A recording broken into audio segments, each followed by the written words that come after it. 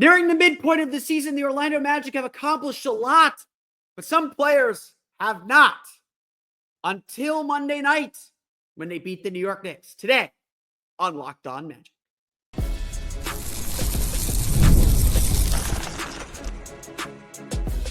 You are Locked On Magic, your daily Orlando Magic podcast, part of the Locked On Podcast Network, your team every day. And you are indeed Locked On Magic. Today is January 7th, 2025. My name is Philip Rosenreich. I'm the senior writer over at OrlandoMagicDaily.com. You can, of course, follow me on Twitter at PhilipR_OMD and on Blue Sky at PhilipRR. On today's episode of Locked On Magic, we're nearly halfway through the season.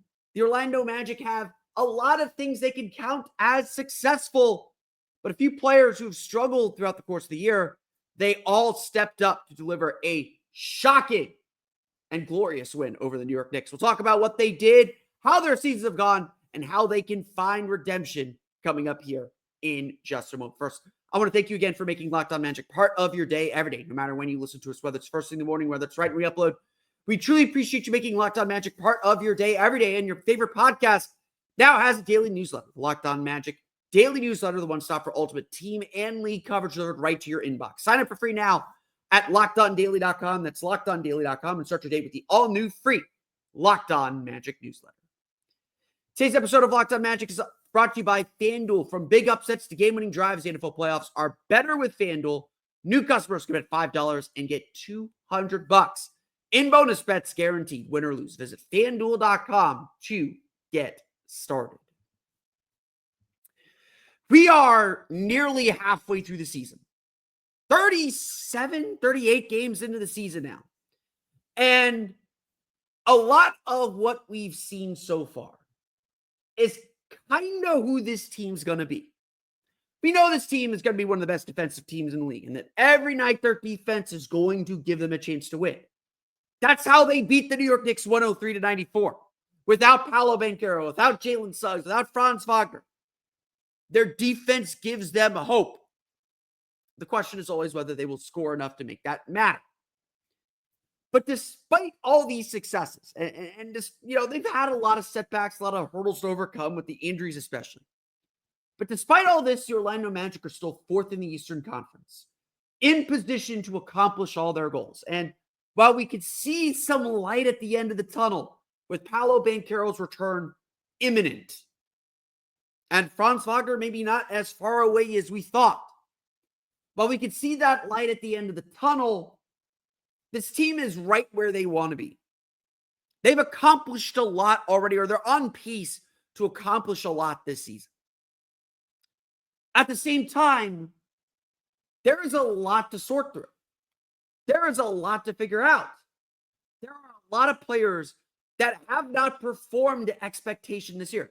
The scary part about the way the Magic have played this season is we can clearly see they can play a lot better. They're great. They're good right now. They can play better. And the four players I want to talk about on today's episode are players who have fallen short of the expectations, of the marks that maybe we set for them, but who can all still make a major impact over the last 41, 42 games of the season. It is not too late for the Magic to make a big impression. It is not too late for the Magic to still be the team that we all thought we could be, and for these players to be who we thought they could be. Look at Cole Anthony and what he did Monday night for the Orlando Magic. Cole Anthony has, even by his own admission, had a terrible season, averaging career lows in scoring, obviously out of the rotation, averaging a career low 6.5 points per game, shooting 37.7% from the floor. He freely admits he has not played as well as he would like. He freely admits and is not griping that he is out of the rotation. He understands he has to fight to get his way back in. But what does he do when the Magic need him the most? What does he do when the Magic need him to make a contribution, to make a statement? He goes out and scores 24 points, 9 for 18 shooting, 3 for 6 from three, 7 rebounds, 4 assists in 36 and a half minutes. With the Magic shorthanded, they know that they need a lot from Cole Anthony. They know that they need him to be their main attacker, their main driver, to be someone who can make something happen. And it may not be as consistent as you'd like it, but the Cole Anthony that we've known for the first 4 years of his career is still very much there. He hasn't gone away. It's unlocking him that's the key. Against the New York Knicks on Monday, he was unlocked. We got a good Cole Anthony game. We had back-to-back good Cole Anthony games. I thought he played well against the Jazz as well, just not able to get the shots to go. This is all still there. It's all still reliable and still so much a part of who this Magic team is. They've said it a million times throughout the course of this stretch with the injuries that they're facing. We are enough. The Magic believe they have enough to be competitive and still win and still pick up wins like this against the Knicks. They need guys to play well to do so. And Cole Anthony can still be that guy. He showed it to us throughout the course of his career. Just because he had a bad start to his season doesn't mean it's not there. And just like Cole Anthony, there are so many players on this Magic team that we know what they're capable of. And we can see what they can add to the team. Take a look at Jonathan Isaac. Jonathan Isaac has not had the year he anticipated either. A full offseason to get healthy, a full offseason to put in work. Jonathan Isaac came into camp touting how much weight he had gained, to put on more muscle, to be more durable through the course of the season, to be someone who could play center for this team when needed. Instead, Isaac has really struggled, shooting 24.7% from three with some bad misses, and frankly, looking a step slow on defense. This whole idea of putting on some weight may be a multi-year project.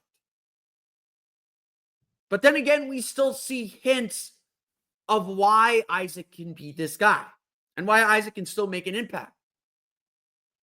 We still see him make some of those defensive plays instinctually and be a dominant force.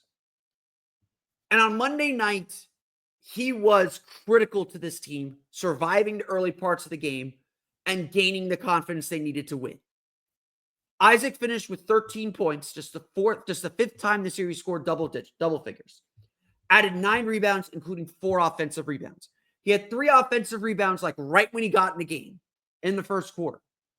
Many of them resulting in layups, many of them resulting in putbacks, many of them resulting in getting to the foul line. And then he hit a big 3 in the third quarter in transition that pushed the Magic lead out to 5. Gave them a little bit of breathing room. Can't underestimate that. This was a great game from Jonathan Isaac. One that you could feel his defensive impact and feel his energy. Even if it isn't quite where we want it to be or quite where we expect it to be. But you can finally see what putting on all that extra weight can mean. With his ability to work the paint and be a presence inside. Again, it might be a multi-year project for him to be the player the Magic are envisioning. And that's okay. Patience is allowed. But it's undoubtedly been a rough start to the season for him. But with games like the one he had on Monday night, that shows you there's still a chance for this to work. Still a chance for him to carve his role out. And that brings you to the 2 veterans. The 2 veteran players who've struggled the most for the Magic offensively this season. And how they stepped up to ensure the Magic stole this win from the New York Knicks. We'll talk about Wendell Carter and Kentavious Caldwell-Pope coming up here in just a moment. But first, today's episode of Locked On Magic is brought to you by our friends over at FanDuel. From big upsets to game-winning drives, the NFL playoffs are better with FanDuel because right now, new customers can bet $5 and get $200 in bonus bets guaranteed. That's $200 in bonus bets, win or lose. The FanDuel app gives you everything you need for live bets, same-game parlays, and so much more.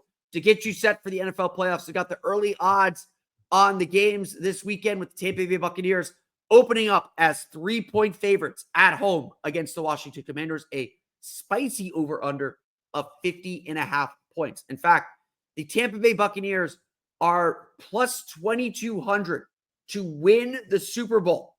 Not crazy odds. Only 5 teams ahead of them on that odds list.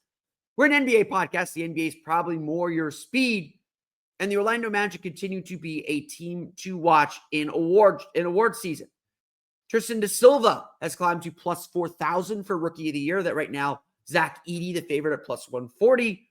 Coach of the Year, Jamal Mosley was struggling a little bit there. He's now third at plus 1,000. That's 10-1 odds for Jamal Mosley to win Coach of the Year. Just visit FanDuel.com to join today and get started with $200 in bonus bets. That's FanDuel.com. Make this playoff season unforgettable with FanDuel, an official sportsbook partner of the NFL.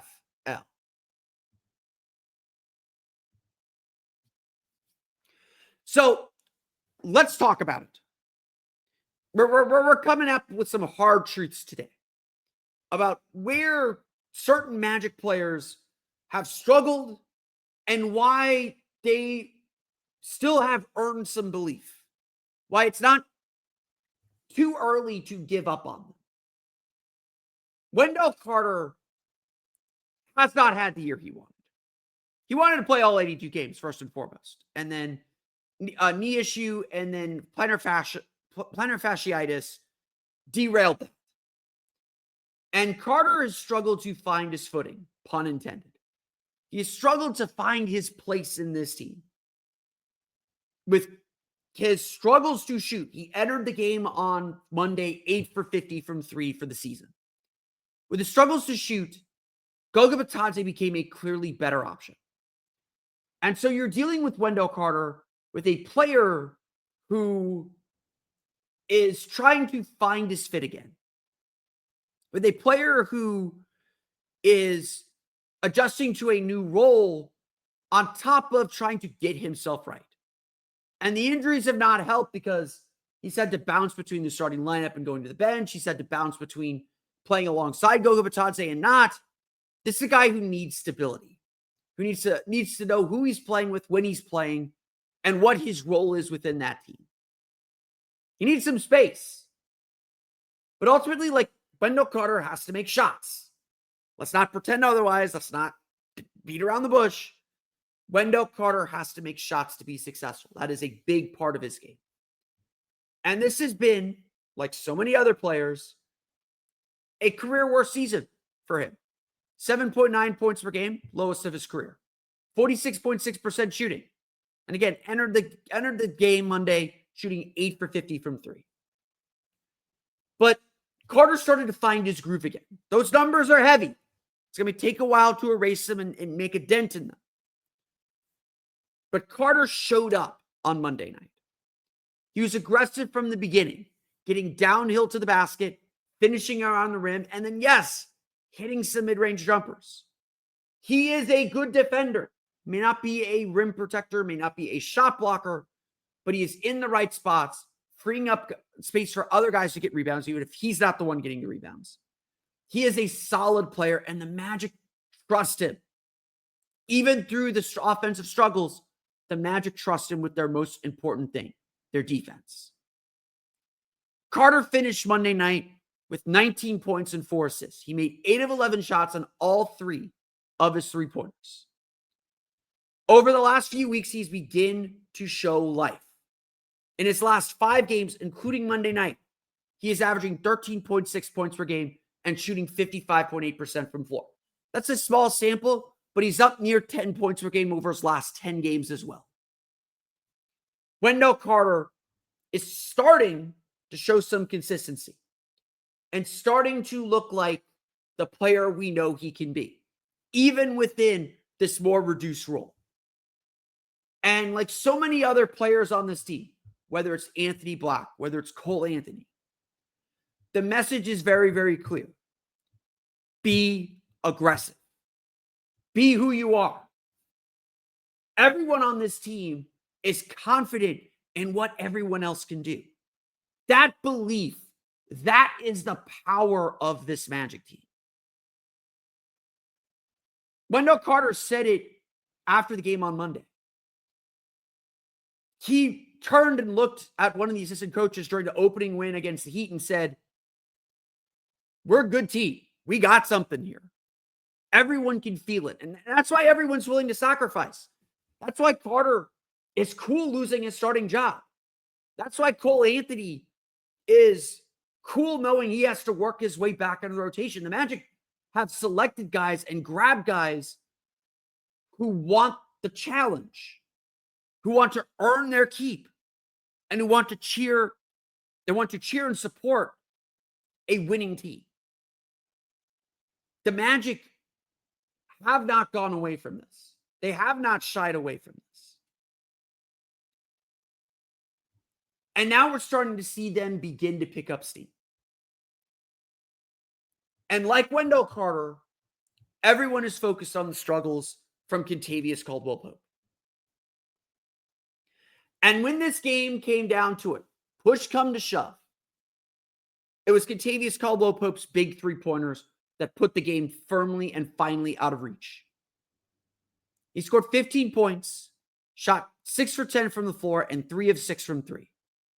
His final 2 threes in the fourth quarter stretched the lead to 8 after the Magic got some dribble penetration, kicked the ball out, worked it around the horn to Kenny in the wing, and he drained a 3. The second one coming when Cole Anthony drew the defense to him in the paint, kicked out to him for 3, made it a 9-point game. 2 critical shots, back-breaking threes that kept the Knicks at arm's length, because if the Knicks were able to get this one down to like a single possession, they still got Jalen Brunson. I love Cole Anthony to death, but I'm going to bet on Jalen Brunson in a must-have shot battle against Cole Anthony, even with the game winners Cole Anthony's made. Kenny has not delivered from 3 this year. Let's be clear about it. He's shooting a career worst 30.1% from 3 for the season entering Monday's game. He's averaging only 9.1 points per game, the fewest since his rookie year. But Kenny has shown signs of life too, just like everyone else. And ultimately what the Magic want to see is Kenny deliver in the playoffs. That's why they brought him here, at least offensively. Defensively, he has been everything they could have asked for from him and more. Intangibly, he's been everything they could ask of him as a leader, as an example setter, as someone who's trying to push this team to be better. And now, finally, as we near the midpoint of the season, we are starting to see Kenny begin to find his groove again. Kenny told the media or told reporters in Detroit that his New Year's resolution was to be more aggressive, to look for a shot a little bit more, to be a little bit more comfortable. In 4 games in January, he's averaging 13.3 points per game. He's shooting 10 for 23 overall, 43.5% from 3. That includes a 1 for 8 showing overall against Utah on Sunday. Overall, Kenny is starting to look a little bit better. And as I pull up his stats here, so just give me a second to look this up. Over his last 10 games, Kenny is averaging 12.2 points per game and shooting 34.5% from 3. That's at least getting us somewhere. But this, to me, is the bigger point. We are halfway through the season. Yes, stats are going to be a little sticky. Players kind of are who they are. But we know Kenny can be better. We know Wendell can be better. We know J.I. can be better. We know Cole can be better. And while we may, in totality, look back at the season and say their numbers were down, there's still a half a season for them to make it up. There's still a lot of time for them to build back their momentum, to build back their skill, to build back who they are. There is still time for them to be the contributors we thought they would be at the beginning of the season. Because ultimately, no one's going to really remember the first half of the season if the Magic accomplish what they want to accomplish in the playoffs. And these four players specifically, they know they haven't maybe performed statistically to their standard. But they know that they can. And Monday's game is important for a number of reasons. We'll talk more specifically about Monday's game in the global sense here in a minute. If these four players play like this when Paolo's back, when Franz is back, the Magic aren't just going to be competitive for home court advantage. They'll win a playoff series. They'll advance to the second round, and they'll be a tough out for whoever they have to play. This is all part of building the Magic up for the playoffs. It's always about that. And if these four players can use this game as a catapult for the second half of the season, the sky really does feel like the limit. So let's dive a little bit deeper into the Magic's game against the Knicks. We'll go through the rest of the box score. I went through four players already. This taking a different approach to this game. We'll talk about how the Magic beat the Knicks coming up here in just a moment. But first, today's episode of Locked On Magic is brought to you by our friends over at PrizePicks. Basketball season is heating up, and there is no better way to get real money action while watching your favorite NBA stars than with PrizePicks. Whether you're a diehard fan or just love some friendly competition, PrizePicks makes it fun and easy to turn your basketball knowledge into cash. Here's how it works. Pick more or less on at least two players for a shot to win up to 1,000 times your cash. If you think LeBron is going to drop 30 points, say so. Or maybe you think Luka is getting more than 8 assists. You just pick more. PrizePicks lets you make your predictions and put your money where your mouth is in just 60 seconds. PrizePicks is a daily fantasy game that I play. There are no complicated salary caps, no confusing scoring systems. It's literally you versus the numbers. You're not going into these giant player pools where you're swimming with sharks and just hoping to get your money back. With PrizePicks flex play option, even if one of your picks doesn't hit, you can still double your money. That's the beauty of PrizePicks. You don't have to be perfect to win. Plus, once you hit, you get your money fast, sometimes as quick as 15 minutes. It's honestly the best way to keep the game exciting. Now is the perfect time to join. Download the app today and use code LOCKEDONNBA to get $50 instantly when you play your first $5 lineup. That's right. No need to win to get the bonus. It's guaranteed. PrizePicks, run your game.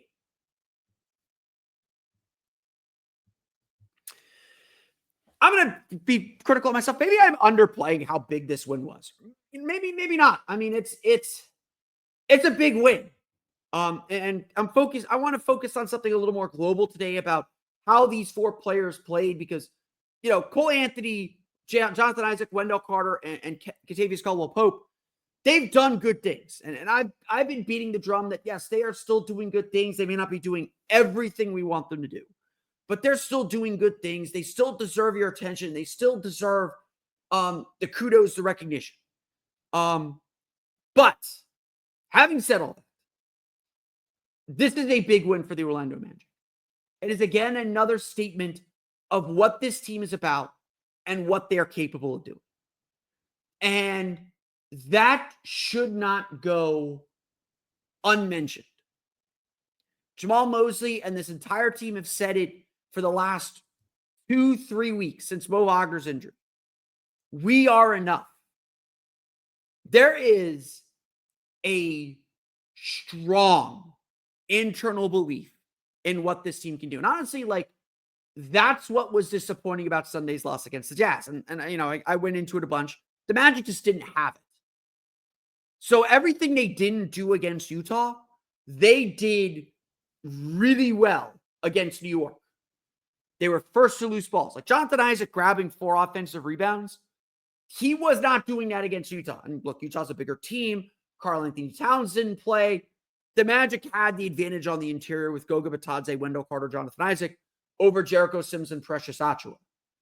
The Magic were the bigger team. Utah was very clearly the bigger team on Sunday, and Orlando struggled to adjust to that because they couldn't attack. But again, the lessons Orlando learned from the loss to Utah, they applied against the Knicks. The Magic struggled to get points in the paint against the Jazz. They had 48 in this game. And they got 48, and that set up their three-point shooting. Orlando made 11 of 31 three-point shots. They didn't take 47 like they did on Sunday, but because they were able to get penetration, because they were able to force the Knicks into the paint, they got open looks. They were more judicious with their shots, and they made them. Making shots helps. Look, I talk about the math problem a lot. Orlando had 11 three-pointers. New York had 4. The Knicks were 4 for 22. And if you listen to our friends at Locked On Knicks, I'm sure they will point out season low in three-point attempts for the Knicks. At the end of the day, everything comes back to the Magic's defense. And what's really a testament of what Jamal Mosley has built and what this Magic team had built, because Jamal Mosley would hate it if I gave him all the credit. But its assistant coaching staff has helped build, is this team plays Magic defense. It does not matter who is in or out of the lineup. They have defensive principles that everybody is bought into. And you go down the list of players on this team, the Magic defended their butts off. And look, if Karl-Anthony Towns plays and you have to worry about him at the three-point line, the paint is a little bit more open. And the Knicks still got 58 points in the paint. They still got downhill. They still got 22 free throw attempts. Jalen Brunson had 10 free throw attempts. But he was 8 for 21, first 24 points. OG Anunoby was 4 for 11. The Knicks really struggled to create offense because the Magic were swarming them and playing Magic defense. And look, if New York hits, again, so many things just, they happen. New York hits a three at the right moment, it's a different game. Kentavious Caldwell-Pope hits those threes in the big moment to win that game. Wendell Carter hits a big three. It's deflating for a team when teams are able to hit threes and extend leads back out, especially when you're not hitting shots. The Magic kind of, they know that feeling. Like I joked about, I threw the Loki meme up there of that's what that feels like. The Magic finally caught a game where the other team couldn't hit shots. Happened against Celtics too, by the way. This Magic defense is real. Everyone is bought in and committed to it. And this is what happens in these types of games. You play this way, you're going to get results. And the Magic got some major results in this one. A lot of credit to a lot of players on the Magic. We talked about Cole Anthony. We talked about Kentavious Caldwell-Pope. We talked about the big players in this game. Getting Anthony Black back helped. He had 9 points on 1 for 5 shooting. He was 7 for 8 from the foul line. That 7 for 8 from the foul line was big because he was able to get downhill. He had 5 assists. He was able to get downhill and create tension. I talk about this a lot. It's about forcing the defense to rotate and react to you, bringing 2 to the ball. That's how you create offense. That's how you create quality shots. And with all the guys the Magic are missing their best creators, their best guys able to get downhill. Anthony Black is still imperfect at it. He's still not great, but he was good at it in this first game back after the back issues. The Magic played Magic basketball. At the end of the day, that's been the thing about this team. They've been successful because they have, again, this is what good teams do. You play the same way, essentially, no matter who's in or out of the lineup. Now, scoring might be harder. Things might be a little harder. You might have a smaller margin for error. But once this Magic team got confidence, once they understood, okay, we can defend, we're defending really well, this could be our night. Once they got that little ounce of confidence, it was game over. And look, the Magic, I think, had 2 other things working for them here. First, they wanted to make up. They knew they didn't play the way they needed to play Sunday. And I very much expected them. I didn't think they would win this game. I'll be perfectly honest. I didn't think they were going to win. I thought the travel would get them. The Knicks are too good. They're on a 2-game losing streak. They wanted to win too. I still thought the Magic would be competitive because they weren't competitive against the Jazz. They did not play Magic basketball against the Jazz. So they needed to make up for that. Even in a valiant defeat, they could have made up for that. So I anticipated a better effort on that front. The Magic also had this working for them. They knew they'd lost 3 times to the Knicks. They didn't want to get swept. And I think that did light a fire under them. And New York had their opportunity to put the game away. New York was up 7 early. Orlando was struggling to shoot. They weren't breaking the defense down, but they were scoring at a healthy clip. And that could have been it. The Knicks go up 10 in that first quarter. A comeback would have been much tougher. But because the Magic were able to kind of reel the Knicks back in, stay in the game, they were able to build confidence and kind of find their flow in the game. And ultimately, their bench dominated. They scored 50 plus points off the bench. Yeah, like their bench. Like New York only had 3 guys off the bench. Precious Achiuwa had 10 points. Cameron Payne had 8 on 2 for 7 shooting. The Magic got 9 points from Anthony Black, 13 from Jonathan Isaac, 19 from Wendell Carter, and then another really good game from Jed Howard. We'll talk about him tomorrow. 9 points for Jed Howard, 4 for 7 shooting for him. The Magic got contributions from a lot of guys. That helped build some confidence. They got back in the game, and the rest was essentially history. This game felt much more like a professional win than it probably should have. The Magic, I don't think, had any doubt that they were going to win. And once they got that confidence, it was game over. And so a really nice win for the Magic. Another just not, we shouldn't be shocked by this anymore. The Magic certainly aren't. But another really impressive win on the second night of a back-to-back against a quality opponent. All of this with Paolo Banchero's return certainly looming. I'm not gonna promise it's Thursday, but I would not be surprised if it's Thursday. The Magic are scheduled to practice Wednesday. That there's maybe one more hurdle for him to clear. And Wednesday, Thursday is probably going to be the test that he can clear it. The Magic have put themselves in a really, really good spot. And obviously at 22-16, 38 games of the year, almost halfway through the season, the Magic are in position to do something really special. The Orlando Magic defeat the New York Knicks 103-94. That closes that season series. Next in action Thursday against the Minnesota Timberwolves. But that's going to do it for me today. I want to thank you all again for listening to today's episode of Locked On Magic. Of course, find me on Twitter at PhilipRR_OMD, on Blue Sky at PhilipRR. And you can subscribe to this podcast on Apple Podcasts, Stitcher, TuneIn, Himalaya, Google Play, Spotify, Odyssey, and all of them. It's you download podcasts to your podcast enabled device. You can find us on YouTube. Search for Locked On Magic. For the latest on the Orlando Magic, be sure to check out OrlandoMagicDaily.com. You can find us there on Twitter at OMagicDaily. And for even more Orlando Magic content, including my 3 takeaways from every game, check out my Patreon page at the Orlando Magic Hub, patreon.com/Orlando Magic Hub. As always, thank you for your support. As if all that's not enough, you can also check me out at the Locked On Magic Daily newsletter, the one stop for ultimate team and league coverage delivered right to your inbox. Sign up for free now at LockedOnDaily.com. That's LockedOnDaily.com, and start your day with the all-new free Locked On Magic newsletter. It's not just my writing. You get some national perspective. It's a good like bite-sized edition of what I'm talking about on my various Magic platforms, as well as a taste of what's going on around the league. It is a great resource. There's some great writing, introduced to some really good writers there as well. You can check it out again at LockedOnDaily.com. That's going to do it for me today, though. I want to thank you all again for listening to today's episode of Locked On Magic. For Orlando Magic Daily and Locked On Magic, this has been Philip Rossman-Reich. We'll see you all again next time for another episode of Locked On Magic.